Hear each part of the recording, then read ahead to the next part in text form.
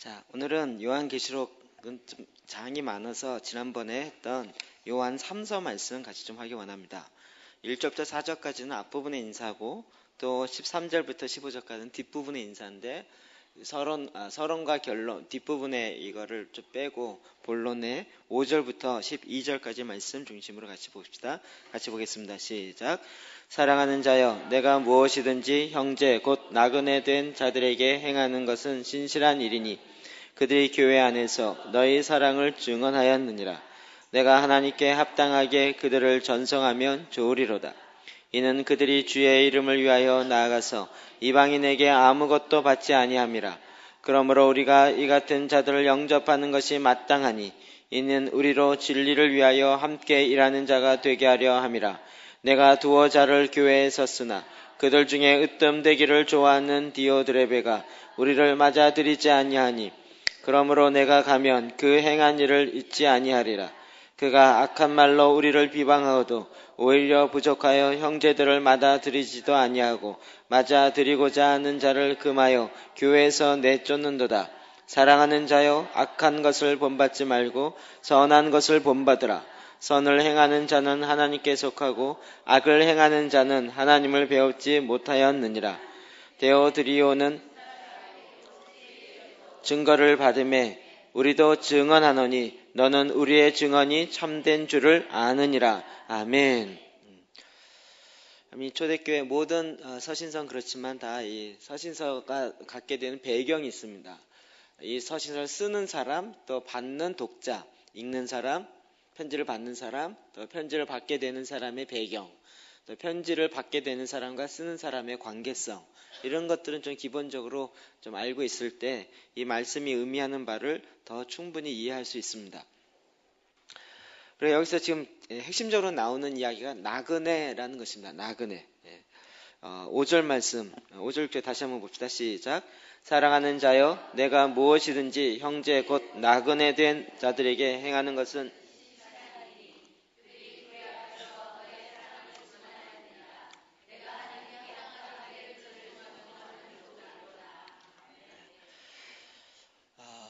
초대교회도 이 나그네들을 대접하는 것, 이것이 옳은 것이다 라고 이야기하고 있는 것입니다.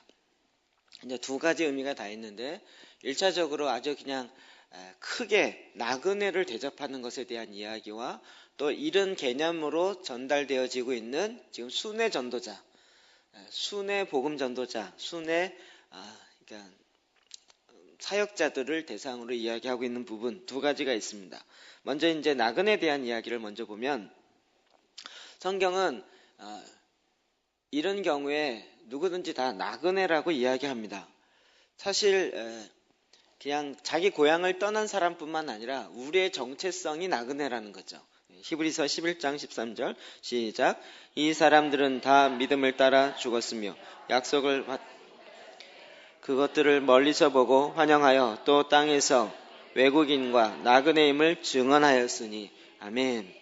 히브리서 11장 믿음의 장 관련된 내용을 쭉 하면서 이들은 다 나그네라는 거예요. 그래서 이 땅에서 외국인과 나그네임을 증언하였다는 것이에요. 믿음으로 살았던 그 모든 자들이 이 땅에 특별한 여행자와 같이 나그네와 같이 그렇게 왔고 그리고 그 일을 하고 그리고 그냥 간 거예요. 누구나 다 이 나그네라는 것이죠. 또 16절에도 이렇게 이야기합니다. 시작. 그들이 이제는 더 나은 본향을 사모하니 있는 것임이라. 그러므로 하나님이라 일컬음을 받으심을 부끄러워하지 아니하시고 그들을 위하여 한 성을 예비하셨느니라. 아멘. 왜 나그네냐? 영원토록 살아야 할 집, 한 성이 따로 있다는 거죠. 그렇기 때문에 이 땅은 우리가 10년을 살던 20년 살던 다 그러면 얼마 이상 살아야 이 땅의 나그네가 아니겠습니까? 그냥 더 오래 살았으면 우리가 주인이고 조금 살았으면 나그네다 이러는데 더 오랜 산 사람이나 조금 산 사람이나 다 같이 우리의 존재 자체는 그냥 이 땅에 나그네 한다는 거예요. 영원토록 사는 것은 따로 준비되어 있는 본향이 따로 한 성이 예비되어 있다고요. 그렇기 때문에 우리는 이 땅에 나그네 된 자의 삶을 사는 것이 필요합니다. 성경은 이 얘기를 중심적인 사상으로 이야기하고 있습니다. 베드로전서 2장 11절 시작. 사랑하는 자들아 거르민과 나그네 같은 너희를 권하노니 영혼을 거슬려 싸우는 육체의 정력을 제어하라. 아멘. 거르민과 나그네 같은 너희를 권하노니 하나님께서 아예 이렇게 부르는 거예요. 너희가 여기 오래 있어봤자 100년인데 이게 다 나그네래. 쏜 화살과 같이 우리의 생이 태어나서 죽는 순간까지 태어났다 휙 죽었다 끝 이렇게 간다는 거예요. 그러니까 이게 길냐 짧으냐 이게 그렇게 중요하지 않고 우리의 정체성을 나그네로 아는 것이 필요하다는 거죠. 나그네라고 생각하지 않는 순간부터 뭔가 준비해야 돼요. 내가 여기 살아야 되는데 천년 만년 살아야 되니까 천년 만년 살 것을 준비해놔야 되고 비축해야 되고 쌓아놔야 되고 이런 것에 굉장히 많은 것들을 소비하는 거죠. 결국 준비하다가 죽어요. 영원토록 살 거라고 생각하기 때문에 그렇습니다. 왜 이런 생각이 자꾸 나는지 모르겠지만 저희 어머님 돌아가시고 나서 어머님 유품을 정리하는데 정말 아끼고 안 입고 있었던 저희 누나가 비싸게 선물로 준 코트가 하나 있었습니다. 뭐 밍크 코트 같은 비슷한 건데 너무 아껴갖고 안 입었어요. 너무 아껴갖고 이 딸이 귀하게 제가 생각하기도 얼핏 100만 원이 넘은 걸로 알고 있어요. 이제 큰 마음 주고 이제 사드린 거죠. 이게 너무 좋은 거라 안 입고 결국은 돌아가셨어요. 유품을 정리하는데 이거를 어떻게 해야 될까요? 그래서 우리 선교사님, 몽골에서 있는 선교사님이 줬어요. 우리는 막 너무 아까워서 안 입고 있는데 우리가 나그네라는 걸 착각하는 거예요. 내가 천년 만년 살면서 입을 수 있을 거라고 착각하고 아끼고 있는데 내 생명이 옷보다 먼저 죽는 거예요. 그러니까 결국 한번 제대로 못 입어보는 거예요. 이거 제대로 알면 어떡할까요? 현재가 중요한 거죠. 현재가. 우리는 내가 영원토록 있을 거라고 생각하지만 그렇지 않다는 거예요. 그래서 딱 그 순간에 해야 될 그 일이 있는 거예요. 나중에도 그 기회가 올 거다. 그렇지 않아요. 여러분 아시겠지만 제가 사진 찍는 걸 좋아합니다. 사진 찍을 때 카메라를 늘 차에다가 아예 갖고 다녀요. 이렇게 딱 가면 야 저거 너무 멋있다. 다음에 와서 꼭 찍어야지. 다음에 오면 그 장면이 없어요. 그 상황이 없어요. 이루어지지 않아요. 지난번에 이 남부수안도로죠. 그쪽 오는데 그 개나리가 너무 노래갖고 길가주위로 쫙 보이는데 너무 멋있는 거야. 내 다음 주에 여기 또 지나가니까 찍으리라. 그리고 딱 갔는데 벌써 개나리 다 떨어지고 잎이 나와서 이렇게 이게 딱 그 순간을 놓치면 끝이더라고요. 그런데 우리의 인생이 그럴 수 있다는 거예요. 우리는 다음에도 하리라. 근데 다음이 오는 날이 그렇게 많지 않다는 거예요. 그러니까 우리가 이 나그네 인생을 사실 때 딱 그럴 때는 나그네는 간 이유, 간 목적 그걸 그냥 하는 거예요. 그리고 어차피 돌아오니까. 그 외의 것들은 그냥 부차, 2차적인 것이기 때문에 그냥 적당히 그렇게 가는 거죠. 우리는 이 땅에 나그네로서의 정체성을 갖고 있다. 내가 이 땅에 여러분 어떤 나라라 할지라도 영원한 나라가 어디 있냐고요. 지금 이란이나 이라크가 옛날에 2500년 전에 뭐 우리가 여기 제국이었고 바벨로니아 제국이었고 전 세계를 대표했고 아니 2500년 전에 전 세계를 대표했으면 뭐 하냐고요. 지금은 아닌데. 그 흐름 속에 마치 로마가 전 세계를 제패하면서 아니면 대영제국이 어쩌죠. 뭐 지금 미국이 그래도 나그네처럼 슉 지나가는 거예요. 그때 한때 그 일에 필요한 것들을 그냥 하나님의 뜻에 따라 사용되어지는 거죠. 우리가 이것을 항상 우리 모두가 나그네입니다. 재밌는 것은 저희 교회에서 제가 이런 얘기를 참 많이 듣는데 대부분의 교회 성도들은 주인의식을 갖는데 우리 교회 성도들은 주인의식을 갖는 성도님들이 별로 없으세요. 나그네의식을 너무 많이 가지셔서 굉장히 성경적인 것 같아요. 오래 다녔다고 주인이다. 이것도 아니고 내가 뭐 했다고 해서 이것도 아니고요. 정말 하나님이 주시는 그 말씀 하나의 주인을 받고 또 내가 해야 할 바를 하고 그리고 또 필요에 따라서 하나님의 인도하심 따라서 또 하고 이렇게 가는 거죠. 저는 이걸 톱니바퀴로 많이 비유합니다. 톱니바퀴가 어느 순간에 맞으면 이게 완전히 정확하게 이렇게 일치가 됩니다. 근데 일치가 되는 순간 딱 한 번입니다.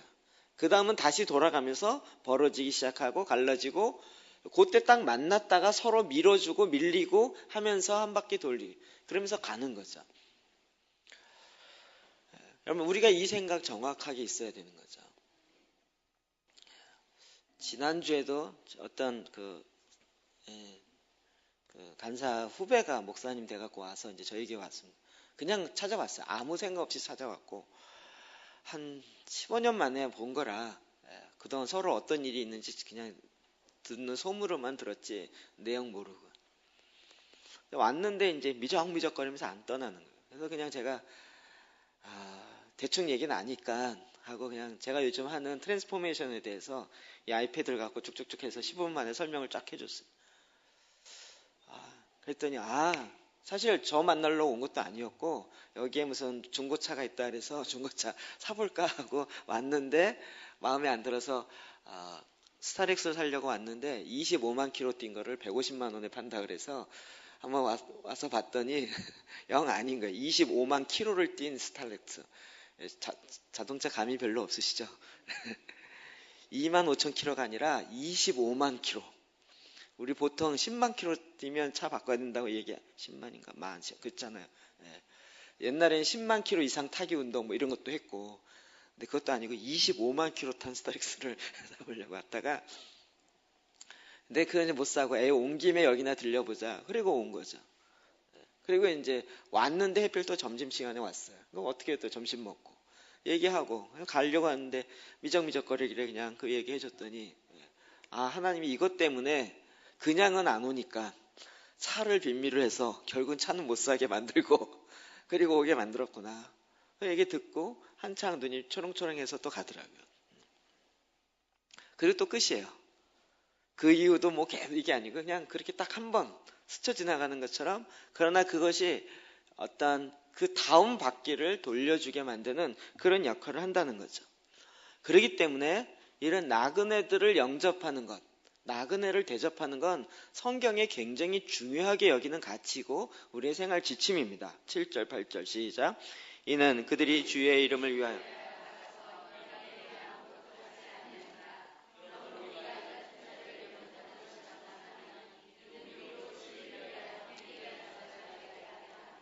아멘. 그럼 이 컨셉에 딱 맞춰서 하나님이 초대교회에 순회 전도자, 순회 복음 전도자를 그 개념 문화 속에 집어넣은 거지. 그래서 사실 지금처럼 뭐 교회가 어디 있다, 교회 주소지, 뭐 번지수 이런 거 알 수가 없어요. 그냥 하나님의 말씀 따라 그냥 떠나는 거예요. 지금은요, 우리나라만 하더라도 교회 이 제도나 시스템이 딱 돼 있어 갖고요. 교회 이름도 함부로 바꿀 수 없고 교회 주소도 함부로 못 바꿔요. 그거 바꾸려면 시찰에 보고를 해야 되고 그러면 그걸 노회에 보고되고 노회에서 정말 바꿨는지 안 바꿨는지 확인하고 그래서 어느 교회가 주소를 일로 바뀌었는데 주소 변경을 요청합니다. 허락하심이 가한 줄 아오며 그러면 거기에 있는 대의원 되신 목사님들이 허락이요 이러면 그때서야 비로소 이제 이름을 바꿀 수 있는 거예요. 지역도 바꿀 수 있고요. 마음대로 못하게 돼 있어요. 근데 초대교회 당시에는 다 가정교회이고 흩어져 있기 때문에 주소지가 어딘지 어디에 뭐가 있는지 파악도 안 돼요. 그러니까 뭐 어떻게 찾아갈 수 있는 방법도 없고요. 그냥 에베소 지역에 간다 그러면 에베소 지역에 가서 수소문 해보거나 아니면 잘 드러나지도 않으니까 정말 하나님께 기도하면서 그러다면 우연치 않게 그렇게 기도하는 가정을 만나고 가정교회를 만나는 거예요. 이런 식으로 해서 순회 전도자가 복음을 전하는 일들이 나타나고요. 또 그 흩어져 있는 자들을 돌보는 일들을 그런 방법으로 했다고요. 그러니까 오늘날과는 이 차원이 다른 접근이에요. 그렇기 때문에 그렇게 오는 자들을 맞아들이는 것은 너무 중요하다는 거예요. 출애굽기 22장 21절 시작.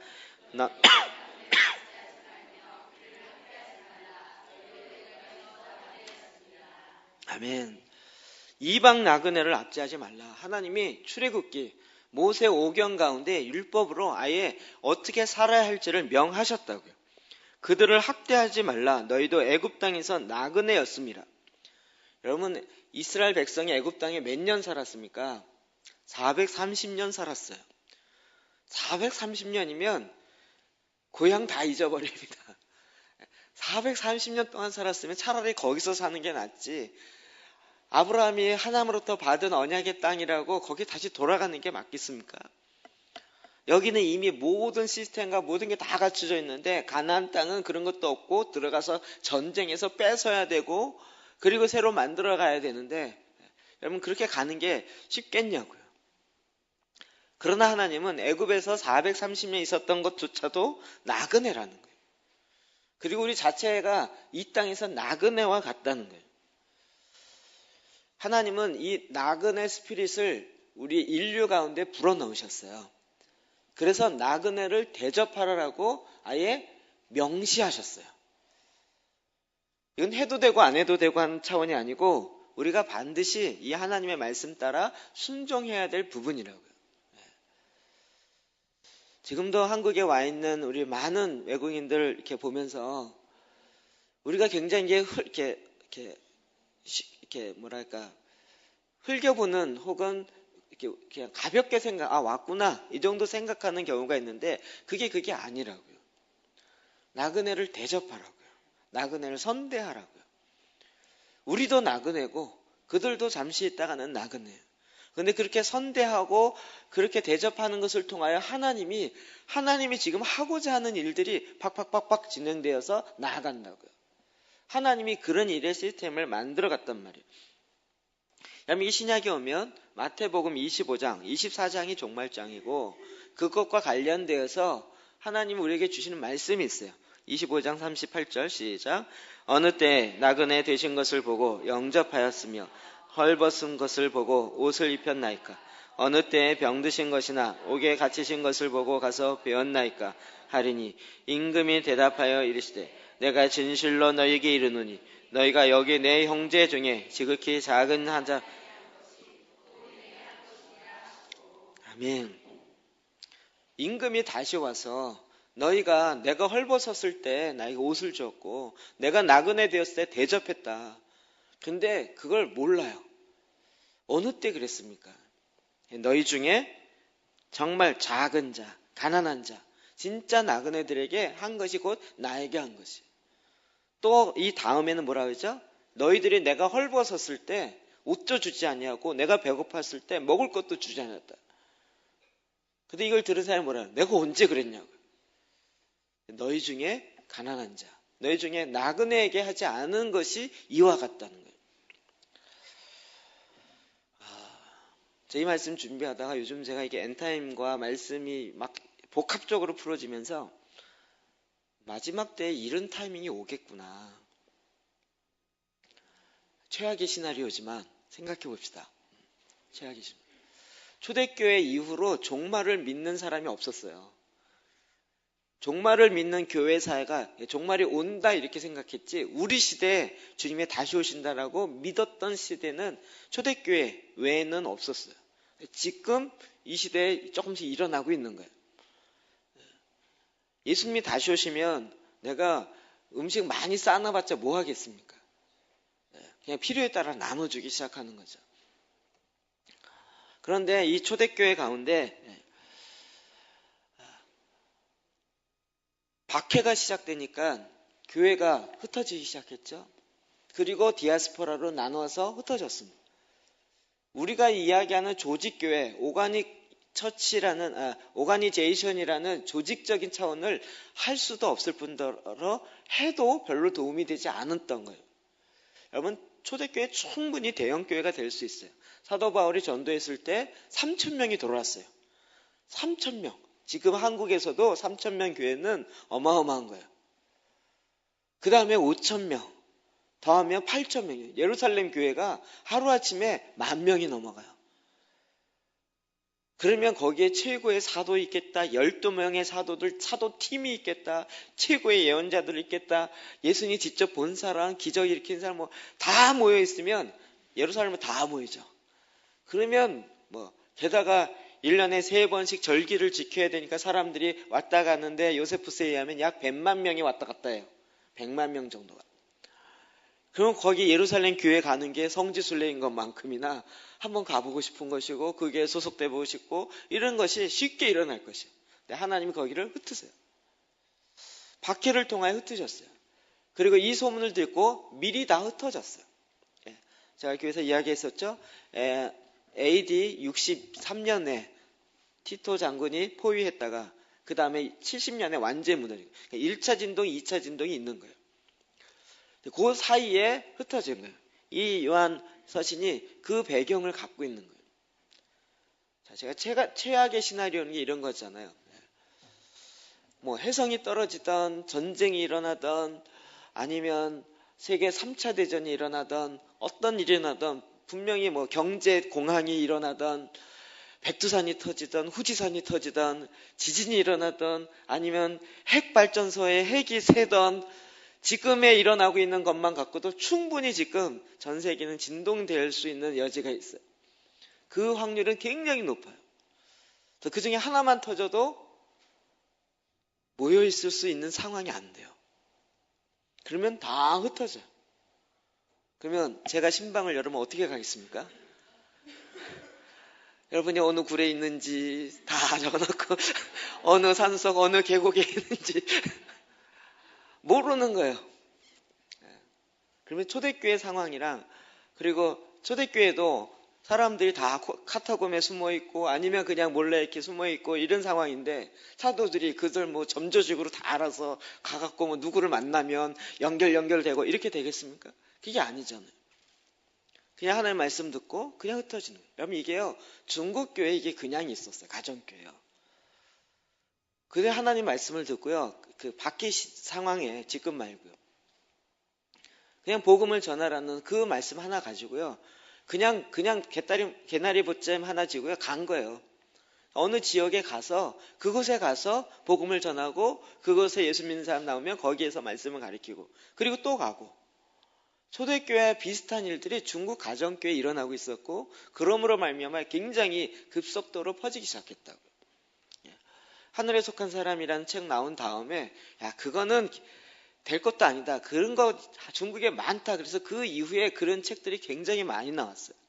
그런 내용들 보면 거의 그런 거예요. 그냥 지난번에 한번 이야기했죠. 제가 그 두 번째로 읽은 책 지금 제목이 생각 안 나는데요. 한 아줌마가 예수를 믿고 네가 저 다른 도시에 가서 복음을 전하라는 부담을 갖고요. 혼자 갔어요. 갔는데 복음을 전하니까 와서 이상한 걸 전한다 그래서 잡아서 묶어놔 버렸어요. 근데 그 마을에 미친 사람이 하나 있었는데 힘을 제압할 수가 없어갖고 그래서 어쩔 수 없이 이 사람을 그 마을에 가장 힘센 청년들이 잡아다가 거기다 묶어놨어요. 희한한 게 그 묶어놓은 지역이 같은 거예요. 그러니까 그 여인도 그 미친 사람이 귀신 들려 미친 사람이 묶어놓은 그 옆에 기둥에다 해서 같이 묶어놓은 거예요. 그날 밤 어떻게 됐겠습니까? 난리 났을 것 같죠. 근데 그 다음날 와서 보니까 미친 사람이 온전히 돼 있어요. 이게 웬일이냐. 예수 이름으로 귀신 내어 쫓고 정상이 된 거예요. 이래서 그 마을이 예수님을 믿게 돼요. 이런 식의 얘기예요. 이게 무슨 무협지에도 나올 만한 그런 이야기들이 중국 내에 계속 어마어마하게 일어나는 거예요. 그러니까 우리가 무슨 선교에 무슨 파송받고 무슨 후원받고 어디 훈련 이게 아니었고요. 그냥 말씀 따라 간 거였어요. 이런 스피릿 안에 하나님이 나그네를 대접하라 이렇게 둔 거예요. 근데 우리는 사람이 생각하기를 사람의 생각에 따라서 나그네들 힘이 없고 우리가 압제하고 가진 걸 뺏어도 그를 보호해 줄 수 있는 뭐 나라나 정권이나 다른 공권력이 없으니까 해도 된다라고 생각하는 건 하나님의 마음과 반대로 가는 거라고요. 그리고 하나님이 이런 일을 통하여 계속 우리 가운데 이 일을 퍼뜨리셨다고요. 자, 그런데 이 초대교회 가운데 이런 것을 악용하는 사람들이 있어요. 자, 9절과 10절 봅시다. 시작. 내가 두어 자를 교회에 섰으나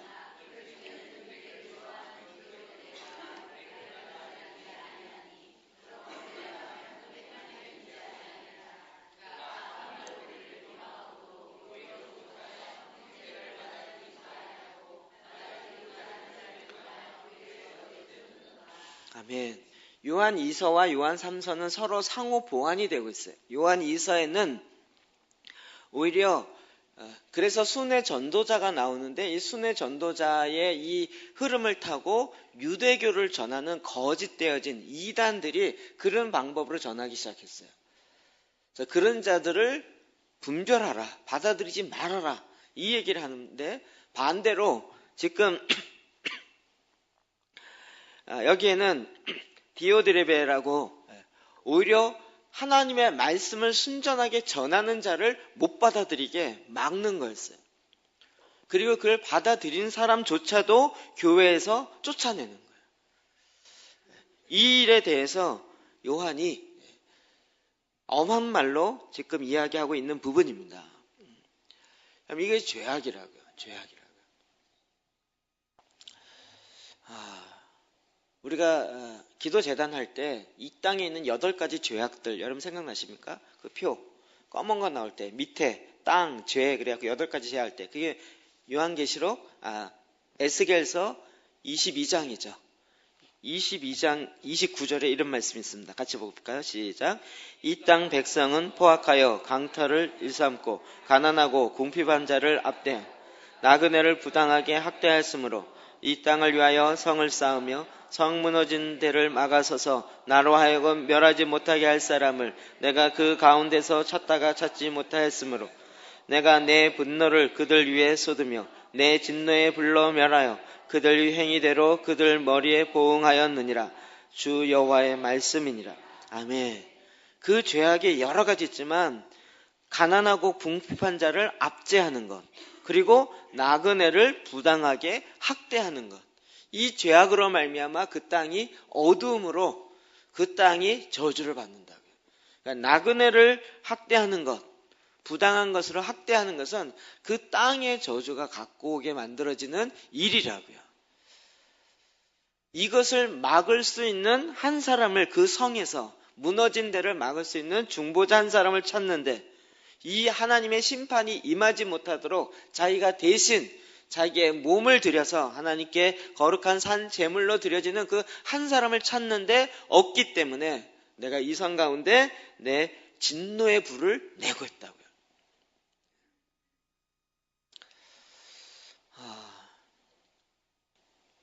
하나님은 지금도 이것에 정말 하나님의 마음이 있습니다. 이게 왜 전에 자꾸 이야기했지만 디아스포라라는 선교 정책이 사람이 생각지 못했던 선교 정책이에요. 우리도 지금 하나님이 한국에 유대인 다음으로 전 세계에 많이 흩어진 게 한국인이라 그랬죠. 지금은 그냥 살기 좋은 곳을 이민 가지만 전에는 그것이 아니고요. 하와이에 수수 농장에 거기 이민 가고 이 땅에 나라가 무너지고 그 전에는 또 고려인으로 사할린 갔다가 사할린에서 중앙아시아로 가갖고 거기에 고려인으로 이렇게 흩어지고요. 그랬던 꼬레아스키라나 그런 사람들부터 시작해서요. 지금 굉장히 많은 디아스포라가 있어요. 그들이 아직도 한국말을 조금 알고 아리랑은 노래를 할 줄 알고 한민족 리포터라고 그런 사람 찾아다니는 리포터 있었죠. 그거 대부분 선교사들이 알려줘서 하는 거예요. 그런 곳에 흩어져 있는 사람들이 있다고요. 근데 최근에 유대인과 한국을 뛰어넘는 디아스포라가 나타났어요. 어딜까요? 중국이요. 중국 디아스포라는 흩어졌을 뿐만 아니라 흩어져 갖고 얼마나 이걸 잘하는지요. 아예 제2의 유대인 같아요. 여러분 지금 제주도 땅을 거의 중국 사람들이 사고 있다는 거 아시죠? 우리나라 법으로는 우리나라 땅을 외국인이 못 사도록 막아놨어요. 차이나타운이 발전하지 않는 동네가 유일하게 한국이에요. 이방인들의, 그러니까 다른 나라 사람이 땅을 안 팔기 때문에. 근데 제주도는 특구를 만들어서 그걸 풀었거든요. 그랬더니 중국 사람들이, 돈 많은 사람들이 제주도 땅을 지금 막 어마어마하게 사는 거예요. 근데 이게 나중에 뭐가 될까요? 디아스포라, 흩어져 있는 자들을 통하여 하나님의 일하심이 흘러간다고요. 제가 오늘 아침에도 얘기했죠. 중국이 최대의 기독교 국가가 된다고. 15년 후에. 1억이 넘을 뿐만 아니라 하나님은 지금 어느 나라가 부강하는가 여기에 관심 있기보다는 디아스포라, 흩어져 있는 나그네들을 통하여 하나님의 복음이 전달되게 하는 거예요. 유대인들이 이게 그랬다니까요. 바벨로니아에 잡혀갔는데 1차 귀환, 2차 귀환 때 다 온 것이 아니고 소수만 온 거예요. 소수만. 바벨론에 그냥 머물러 있었다고요. 그런데 사도 바울이 그 이후에 500년이 지나서 사도 바울이 선교 나가면서 어느 지역이든지 가면 흩어져 있는 유대인들이 있었던 거예요. 그 회당을 기도처를 찾았다는 것이 회당을 찾은 거예요. 그 유대인들이 10명이 모이면 그들은 회당을 만들었거든요.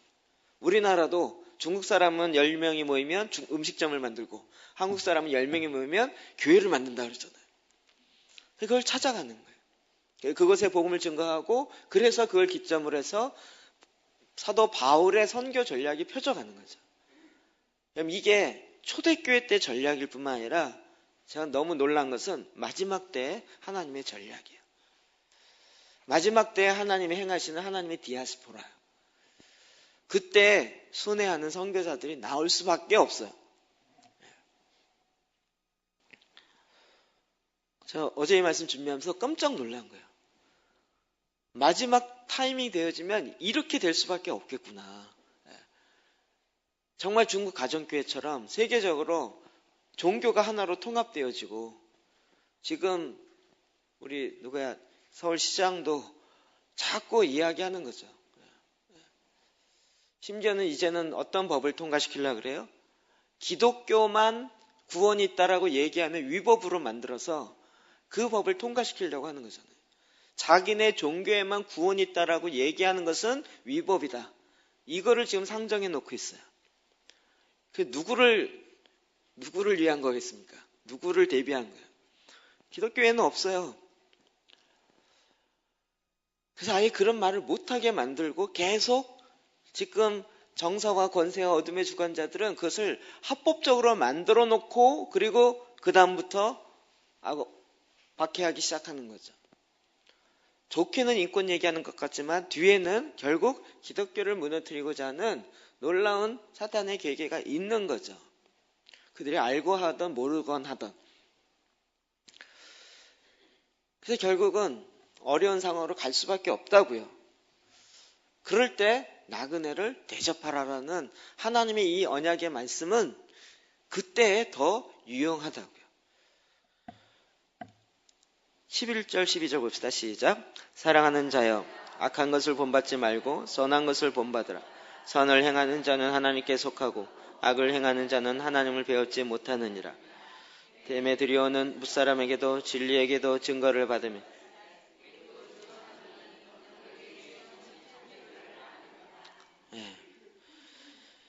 이제는 정말 진리 안에서 이 말씀을 듣고 행하는 자를 바로 본받으라고요.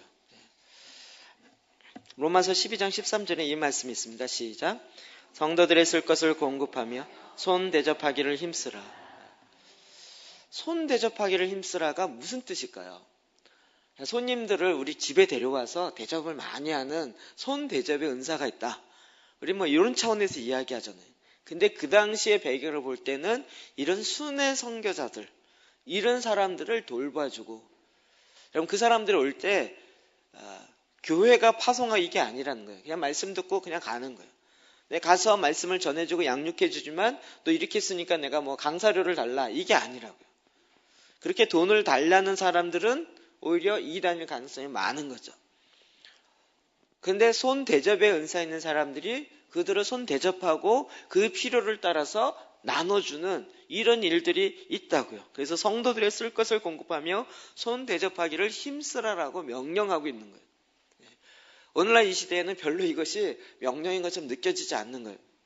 또 디모데전서 2장 18절 시작. 선을 행하고 선한 사업을 많이 하고 나누어 주기를 좋아하며 너그러운 자가 되게 하라. 아멘. 나누어 주기를 좋아하고 너그러운 자가 되라고요. 이게 누굽니까? 디모데전서에 우리에게 구체적인 행동 지침으로 주는 거예요. 그 앞에 3장에 보면 장로님들을 세우는 장로의 자격에 이것이 있어요. 2절 시작. 그러므로 감독은 책망할 것이 없으며 아내 남편이 되며 절제하며 신중하며 단정하며 나그네를 대접하며 가르치기를 잘하며. 장로님들의 특징 중에 뭐라고요? 나그네를 대접하는 것이 있어야 된다고요. 그럼 이것이 구약부터 신약까지 쭉 내려오며 그 가운데 있는 의미까지도 우리에게 알려주고 있는 것이. 디도서 1장 8절에도 이걸 이야기하고 있습니다. 시작. 오직 나그네를 대접하며 선행을 좋아하며 신중하며 의로우며 거룩하며 절제하며. 아멘. 우리나라에 손님을 잘 대접하느라는 문화 이런 것들 유지하라. 이런 차원이 아닌 것이에요. 나그네를 대접하라.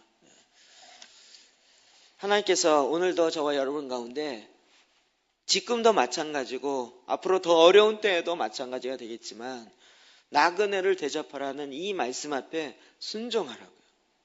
하나님이 이와 같은 일들 통해서 우리 안에 하나님의 복음의 역사, 하나님의 복음의 증거의 역사가 더 많이 일어나고 흩어지게 한다고요. 이건 사람이 생각지도 못했던 하나님의 전략이에요. 왜요? 창세기로 보자고요. 땅에 흩어져서 충만하라. 생육하고 번성하고 땅에 충만하라. 땅을 다스려라. 그러면 흩어져야 되죠. 흩어져 있는 그 원리의 시스템으로 우리가 쫓아가야 되는 거예요. 그런데 자꾸 사람의 욕망은 흩어지지 말고 모이자. 더 크게, 더 많이 모이자. 이런 쪽으로만 자꾸 마음이 가고 그쪽으로 하려고 하는 그런 인간의 속성이 나오기 시작하는 거예요. 하나님의 시대에 지금 여전히 우리에게 정확한 지시상을 줘요. 또 이것이 가능한 것은 뭐냐면 양육 구조가 되어야 가능한 거예요. 사람을 양육하고 사람을 길러내는. 전통교회에 있는 행사 중심의 구조 갖고는 대접할 필요도 없어요. 행사만 하면 되는데 뭘 또 대접해요. 행사 잘하는 사람 와서 또 이럴 필요가 없어요.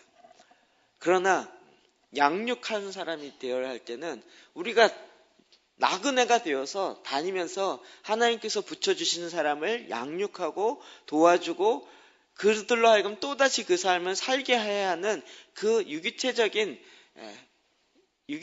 교회에 이 양육적 구조가 필요로 하는 거예요. 제가 왜 1:1 구조, DNA 구조, 이게 쉽지 않은 구조이고 힘들지 알지만 왜 끝까지 고집하는지 아시겠어요? 우리가 이제 얼마든지 나그네처럼 흩어져서 이 말씀을 갖고 어디든지 가서 하나님이 붙여주는 어떤 민족이든지 누구든지 내가 고르는 게 아니라 하나님이 붙여주는 그런 사람들 향하여 나도 나그네고 나그네 같은 내가 나그네 된 너에게 또 이것을 증거하고 너도 가서 충성된 사람에게 또 다른 사람에게 또 나누라고. 이게 나그네 스피릿이 통하면서 이게 흘러갈 수 있는 것이에요. 터줏대감 스피릿이 되어지면서 이게 굳어지는 거예요. 하나님은 지금도 정확하게 이 말씀을 우리에게 주신 거예요. 그래서 초대교회 요한 3서를 통하여서 우리가 잘 알고 있는 내 영혼이 잘된 같이 내가 범사에 잘되고 강건하기를 원하노라. 이 가요에게 썼던 이 편지가 그냥 내 영이 아니고 혼이에요. 정확하게만. 내 혼이 잘된 같이 내가 범사에 잘되고 내 육으로 하는 모든 영은 이미 그리스도 안에서 그리스도 온전한 사람이 되었고 이제는 우리의 지정의가 다시 회복되어져서 온전케 되어서 네가 하는 몸으로 하는 모든 범사가 그리스도 안에서 강건케 되어지기를 내가 원하노라 라고 축복하며 기도하는 것이죠. 요한 3서 이제 확 이해되시죠? 알고 있었나요? 네. 자, 하나님이 지금도 이런 일도 원하세요. 제 마음속에 저희가 트랜스포메이션 스쿨도 하고 그러지만 이렇게 불러다가 하는 것은 한계가 있더라고요. 8주 동안 목요일마다 이렇게 열심히 하고 하지만 그래도 한계가 있더라고요. 제가 이렇게 이야기해보면 해볼수록 개인적으로 만나서 한 40명, 50명 정도 누워놓고 이제 강의하고 또 조별로 실습하고 이렇게 해도 한계가 있다는 걸 너무 많이 느껴요. 정말 제일 좋은 건 딱 가서 8주 동안 그들과 함께 해주는 거예요. 이렇게. 그의 삶의 현장에서. 그리고 질문을 들어보면 간단한 건데 모르기 때문에 어떻게 해야 될지 모르는 거예요. 지난주도 조장 중에 한 분이 일찍 가야 될 긴급한 일이 있어서 가셨어요. 그래서 어쩔 수 없이 알아서 하라 했더니 그분이 갑자기 저를 초청했어요. 그 자기네 조에 와서 좀 해달라고. 그래서 제가 일 보고 나서 들어갔죠. 그래서 이제 질문을 받았더니 질문이 막 쏟아지는 거예요. 근데 제사장 기도 책자를 들고 이거 정말 좋긴 좋겠는데 이 물건 어디다 쓰는 거냐고. 이걸 어떻게 쓰는 거냐고. 도대체 이게 뭐냐고. 성막 기도, 정말 성막도 중요해 알겠는데. 그래서 그냥 제가, 그거요. 그 감사의 문 앞에서는 이렇게 하고요. 번제담이 이렇게 하고요. 그 다음에 이렇게 하고 이렇게 하고 하는 방법만 한 10분보다 쭉 알렸어요. 속이 시원하대요. 이거요. 우리는 그냥 가르쳐 지키게 하면 되는 거예요. 그럼 그것만 갖고도 우리가 풍성하게 기도할 수 있어요. 정말 많은 사람들이 기도하고 싶은데 어떻게 기도해야 할지를 몰라요. 기도해야 된다는 것까지도 알아요. 그리고 기도하고 싶은 마음도 있어요. 어떻게 해야 될지 몰라요. 우리는 그냥 잘해, 열심히 해 이 정도였는데 하나님이 딱 방법까지 알려주신 거죠. 우리 가서 알려주고 해보세요. 그 실제로 해보신 분들이 변화가 일어나고 삶이 바뀌어져요. 이번에 또 일산에 기도의 집 하시겠다는 한 분이 나타났어요. 그분이 지금 준비하고 있어요. 조만간 그 직장에 기도의 집이 생겨지고 그 일이 일어날 거예요. 그분도 처음에는 굉장히 이렇게 좀 이해되지 않고 좀 어려운 가운데 오셨는데 첫 주는 그랬는데 시간이 진행되면서 딱 이해가 된다는. 그래갖고 지금 준비하려고 다 가져가셨어요. mp3까지. 실제적으로 하실 거예요. 보기에 하실만 하더라고요. 하나님 우리에게 이런 일들을 하라고요. 이런 일을 함에 있어서 요한 3서의 말씀은 너무나도 중요한 지침이에요. 이해되시죠? 이 말씀을 어디다 써야 되는지 아시고 거기에 맞게 쓰셔야 되는 거예요. 엉뚱한 데 쓰지 마시고. 정말 엔타임에 흩어져 있는 자들 가운데 우리가 어떻게 순회 전도자가 되어지고 그들 가운데 이 복음이 하나님의 양육할 수 있는 이 말씀을 어떻게 전달해야 할지를 우리에게 알게 하셨어요. 그리고 이 모든 것은 현재 우리가 하는 것은 다 거울이 되어지고 모델이 되어서 이제 본격적으로 일어나기 시작할 때 사람의 머리로 계획할 수 없는 속도로 퍼져가기 시작할 거예요. 여러분이 지금 여기서 준비하십시오. 그리고 하나님이 이제 점차 때가 가까우고 있는 것 같은데 딱 들어서 계속 그렇게 뽑아다 쓰실 거예요. 그럴 때 정말 하나님 앞에 기쁨으로 순종하여서 하나님의 일하심으로 같이 함께 주님과 동행하여 나아가시기를 주의 이름으로 축복합니다. 기도하겠습니다.